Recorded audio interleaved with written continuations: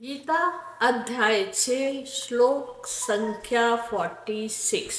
अब हम 46 श्लोक पे आ गए हैं। अब भगवान यहाँ पे कह रहे हैं, अर्जुन तपस्वी भयो अधिको योगी ज्ञानी भयो अपि मतो अधिका कर्मश्च भयो अधिको योगी तस्मात् योगी भव अर्जुन। भव हो अर्जुन, हे अर्जुन तू क्या बन, योगी बन। क्यों बन बे योगी? कहते हैं तपस्वी भयो, तप जो करने वालों में, बहुवचन है तपस्वी भयो, जो जितने भी लोग संसार में तप करते हैं उन सभी तपों में जो योगी है वो महान है। कर्मश्चभ्यो, जितने भी लोग कर्म करते हैं, सकाम कर्म करते हैं या निष्काम कर्म करते हैं, उनमें से भी योगी जो है वो क्या है, बहुत बड़ा है। ये तो तप करने वालों में भी और कर्म करने वालों में भी। तीसरा बताया ज्ञानी भयो, जितने भी संसार में ज्ञान है, ज्ञानी बने हुए हैं भक्त, ज्ञानी भक्त, कर्मयोगी भक्त और तपस्वी भक्त। तीन बातें यहाँ पे भगवान हमें बता रहे हैं। तो उन सब में से जो योगी होता है वो भगवान कहते हैं मेरे मत में वो अधिक है, इसलिए महान है। इसलिए अर्जुन तेरे को भी योगी बनना चाहिए। अब हम देखेंगे कैसे महान है। सर्वप्रथम हम तप को लेते हैं।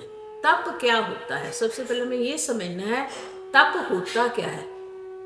तप वे होता है जब हमारे मन में कोई स्मृति उठती है और उसको पूर्ण करने के लिए हम एक संकल्प कर लेते हैं कि मैं ये तप करूँगा इसको पूरा करने के लिए। जैसे आपके मन में आया मेरे घर में पुत्र हो जावे तो मैं नंगे पैर माता वैष्णो देवी जाऊंगा, या नंगे पैर गोवर्धन की दंडवत परिक्रमा करूंगा, है ना, दोनों मुश्किल कार्य। तो तुमने, अब तुम्हारी जो सेहत है वो अलाउ नहीं करती कि तुम दंडवत प्रणाम करते हुए गोवर्धन महाराज की परिक्रमा करो, जिसमें लोगों को 1 महीना भी लग जाता है। अब मैं कर लूँ अगर ऐसी संकल्प, तो उसको पूरा करने में आप सोचो मुझे कितनी मेहनत करनी पड़ेगी, और ये भी नहीं जानती कि पूरा हो भी सकेगा या नहीं। तो इसको कहते हैं तप। अपने आप को शारीरिक रूप से तपा कर और कुछ हासिल करना, ये होता है तपस्वी। वो होते हैं तपस्वी। देखते हो ना, हिमालय की गोद में लोग उल्टे लेट कर तपस्या कर रहे हैं, है ना, उल्टे लटके हुए हैं, कोई एक टांग पर तपस्या कर रहा है। आप सब लोग इन सब बातों को जानते हो। तो भगवान ने ये कहा कि ये सारे जितने भी तपस्वी हैं ना, जो योग में लगे हुए हैं, तप के योग में, इसको हठ योग भी कहते हैं, कि तुम्हारा ये स्थूल शरीर उसको सहन नहीं कर पा रहा, या धूप में अपने आप को तपाते हैं, ठंडे पानी में कई बार सर्दियों में लोग योग करते हैं। सारा जो तप का योग है ना, भगवान कहते हैं उन सब तपस्वियों में से जो ये तप का इतना मुश्किल योग करते हैं, मेरे को तो योगी ही प्यारा है, ये तपस्वी नहीं। तपस्वी बताया ना, मुझे तपस्वी से ज्यादा कौन अच्छा लगता है? योगी। फिर कहते हैं ज्ञानी भयो, ये जो ज्ञान को अर्जित करते हैं, शास्त्रों का पठन पाठन करते हैं, वेदांत को सुनते श्रवण करते हैं, मनन करते हैं, निध्यासन नहीं करते हैं, जो सिर्फ शाब्दिक तक ही जो रह जाते हैं, सब कुछ मालूम है परंतु उसके ऊपर चलते नहीं हैं, जिनको सिर्फ शाब्दिक ज्ञान है, ऐसे सभी ज्ञानियों में से मुझे योगी प्रिय है अर्जुन। यानी अगर हम पढ़ते हैं जो, वो अपने जीवन में नहीं उतारते, तो भगवान कहते हैं वो मुझे प्यारे नहीं है। कह रहे हैं, देखो गीता में साफ कह रहे हैं, तभी तो काम नहीं बनता हम जैसे लोगों का। सिर्फ हम पढ़ रहे हैं। ज्ञानी भ्यो, फिर कहते कर्मश्च भ्यो, यानी कर्म करते हैं, साकाम कर्म करते हैं। पूजा पाठ, वेद शास्त्र, जितने जप तप यज्ञ करते हैं, परंतु उनके अंदर स्वार्थपरता बड़ी होती है अर्जुन। बहुत स्वार्थी है संसार के लोग जो हैं। वो मेरे लिए नहीं करते, वो मुझको खुश करने के लिए नहीं करते। वो कहते हैं कि मुझे अच्छे लोगों की प्राप्ति हो जावे, मेरे लिए तो किया ही नहीं कुछ। देखो अगर हमने यज्ञ किया, पुण्य किया, तो किसके लिए? अगर अपने लिए कर रहे हैं तो। और परमात्मा तो ये कहते हैं जो मेरे लिए कुछ करता है ना, मुझे वही प्रिय है। कितनी अपोजिट बातें हैं ना सारी। हम सोचते हैं कि हम दान दे रहे हैं, हम बड़ा अच्छा कार्य कर रहे हैं। दान देने के पीछे क्या है?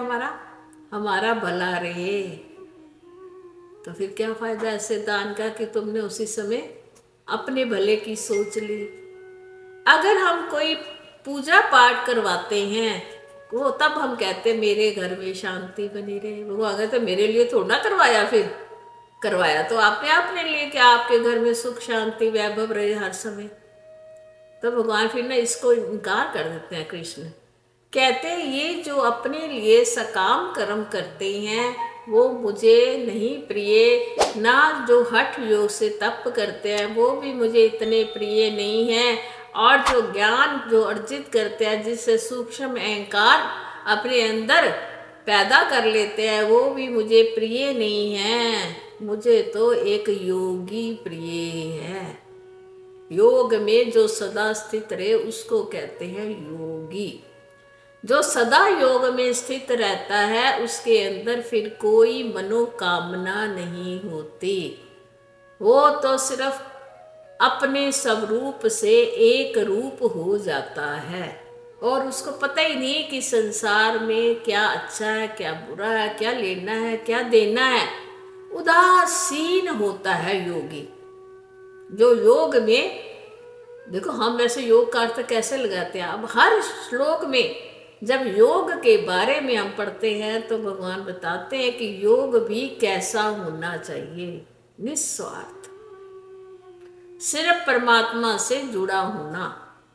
सिर्फ अपने अंशी से जो बिछड़ गए थे, हम अंश बनकर उसके साथ एक रूपता कर लेना, ये होता है योग। चित्त में किसी प्रकार की वृत्ति का न उठना, शरीर के द्वारा क्रिया करते हुए ये सोचना कि इंद्रियां इंद्रियों में बरत रही हैं, गुण गुणों में बरत रही हैं, मैं तो उसका साक्षी चिन्ह मात्र एक देखने वाला हूं, उसको कहते हैं योगी। देखो हम कहाँ योगी। तो फिर भगवान ने तस्मात्, इसलिए अर्जुन मैं तुझको ये आज्ञा देता हूँ, ये तो तू मैं मर जाएगा, ये ले हो जाएगा, वह हो जाएगा, ऐसा हो जाएगा, हानि हो जाएगी, संकर हो जाएगा, ये जो सारी बातें कर रहे हैं ना बेकार की, तो ये सारियों को त्याग कर एक मुझ में चित्त लगा ले और मुझ में ही स्थित हो जा, और तू कुछ भी ना कर, मैं तेरा भला चाहता हूँ। तस्मात्, इसलिए तू योगी भव, तू योगी बन जा, क्योंकि योगी मुझे सबसे ज्यादा प्रिय है। बात समझ में आई? योगी कौन होते हैं? पहले तो योगी समझना है ना कौन होता है। इसमें सारी बातें समझने वाली है। तप क्या है, क्रिया कर्म योग क्या है, तप योग क्या है, ज्ञान योग क्या है और योग क्या है। 4 बातें आई श्लोक में। तो भगवान ने योग को अधिक महत्व दिया, और अर्जुन से भी ये आज्ञा पहली बार, अभी आपने 6 अध्याय पढ़े हैं, 1/3 हो गया है। आज भगवान ने पहली बार अर्जुन को ये आज्ञा दी है। इससे पहले भगवान ने अर्जुन को आज्ञा नहीं दी कि तू कौन सा योग कर। नहीं कहा ना कभी भी, ये आज भगवान ने कहा है कि अर्जुन तू योगी बन जा। जब योगी बन जाएगा तो मन में कोई प्रश्न ही नहीं उठेगा। प्रश्न कब तक है, जब हम किसी एक का सहारा योग का लेते हैं तो। और खाली योग का सहारा लेते हैं तो समझो मिल ही गए, तो फिर कोई प्रश्न ही नहीं रहा। हरि ओम। प्यारे मित्रों, अगर आपको मेरी ये वीडियो या मेरे प्रवचन अच्छे लगते हों तो आप मेरे चैनल को सब्सक्राइब कीजिएगा, लाइक कीजिएगा। धन्यवाद।